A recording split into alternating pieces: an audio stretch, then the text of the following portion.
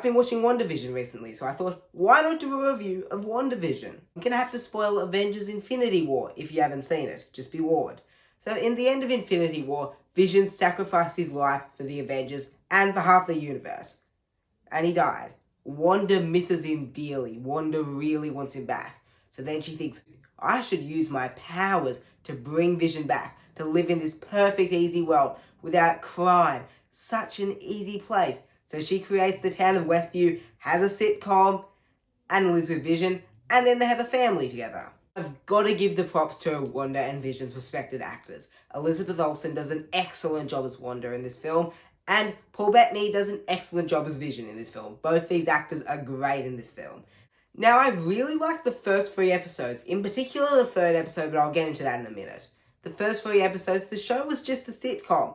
It wasn't like anything Marvel, no action scenes, just pure sitcom, with a bit of mystery of course, but really it was just a sitcom. It was really funny, and I love how in the first episode, it looked like an old sitcom from the 50s.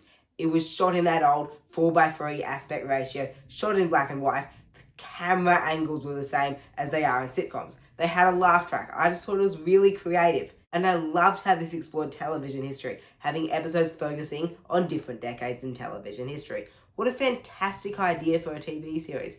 It really works here, and I love the idea. There's an episode set in the 50s, there's an episode based in the 60s, there's an episode based in the 70s, an 80s episode, a 90s episode. I just loved the look of this series. And I loved the look of the scene in the end of episode 2, where everything went colour. That was such a good looking scene, so visually appealing. I loved watching that. Episode 3, however, was my favourite episode of this show.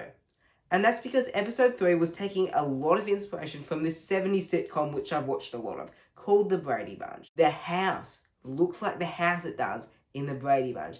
The aesthetics look like they do in The Brady Bunch. The furniture looks like it does in The Brady Bunch. Wanda even sounds like the mum in the show, The Brady Bunch. The intro's like The Brady Bunch. So I really appreciated episode 3. And I loved how it created mystery for future episodes. Episode 3, I just really loved episode 3. I couldn't really floor episode 3. It was practically perfect. But then, the show went downhill. Once we were told the mystery, I just lost interest. I didn't care too much about the people in the real world. It just got boring from there on. Some of the episodes just felt like filler episodes. I really lost a lot of interest in the show.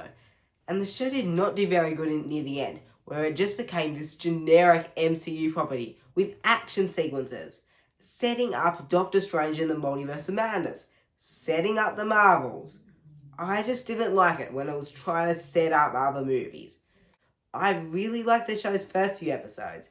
And yes, there was some good stuff in the later episodes, but the later episodes weren't nearly as good. It was a real disappointment as it went on. But I've got to say, there were some great things in the first few episodes, and that's why I'm giving WandaVision a B+. It was a very interesting mystery. Thank you so much for watching, and I'm the Grinning Critic, and don't forget to subscribe to me.